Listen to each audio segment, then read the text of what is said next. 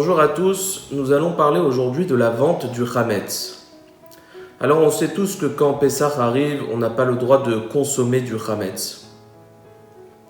Donc on va faire le nettoyage, on va s'assurer qu'on n'a plus de Hametz dans notre maison. Mais pour le Hametz, la Torah n'interdit pas seulement de le manger, de le consommer, mais la Torah nous interdit aussi de le posséder pendant Pessah. Et c'est pour ça que lorsque Pessah arrive, on doit se débarrasser de notre Hametz. Alors on a deux solutions. La Torah nous donne deux solutions.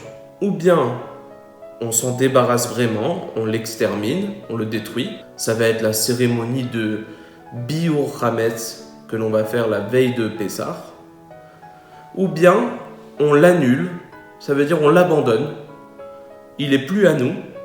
Et dans ce cas-là, même s'il en reste un petit peu dans la maison, eh bien, il n'est plus à nous, donc on ne transgresse pas l'interdit de le posséder. Les Chachamim, les sages, nous demandent de faire les deux. Et de rechercher le Hametz pour le détruire, et aussi de l'annuler, de l'abandonner, de manière à ce que s'il reste quelque part dans notre maison du Hametz, eh bien, il ne nous appartienne pas. Alors qu'est-ce qu'on fait lorsque on a du Hametz que l'on ne veut pas se débarrasser? On en a beaucoup, on n'a pas envie de le jeter, on veut le garder, on veut le récupérer après Pessah. Alors il y a une solution, c'est de le vendre. Si on vend le Hametz, alors il ne nous appartient plus et on peut le récupérer, le racheter après Pessah. Mais attention, cette vente, c'est une vente très sérieuse. Parce que le Hametz n'a, selon la Torah, pas le droit d'être en notre possession. Donc il faut vraiment que le Hametz ne nous appartienne plus pendant Pessah. Donc cette vente, elle doit avoir une vraie valeur halachique.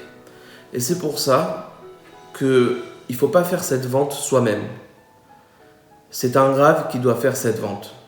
Nous, on va transmettre notre Hametz par procuration au Rav.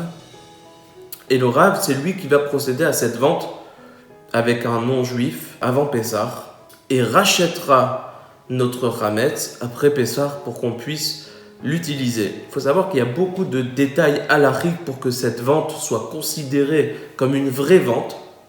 Et c'est pour ça que c'est un rabbin qui peut faire cette vente. Alors, cette année, on ne pourra pas se déplacer pour amener nos procurations, mais on pourra le faire en ligne et le Rav s'occupera de faire la vente pour vous. Voilà, c'est quelque chose de très très important parce que c'est un des interdits de Pessah, de ne pas posséder du Hametz et c'est très facile de faire cette vente. Donc voilà les amis, n'oubliez pas, Pessah arrive très bientôt, n'oubliez pas de vendre votre Hametz. Que Dieu fasse en sorte qu'on puisse fêter Pessah tous ensemble avec Mashiach en Eretz Israël. Amen.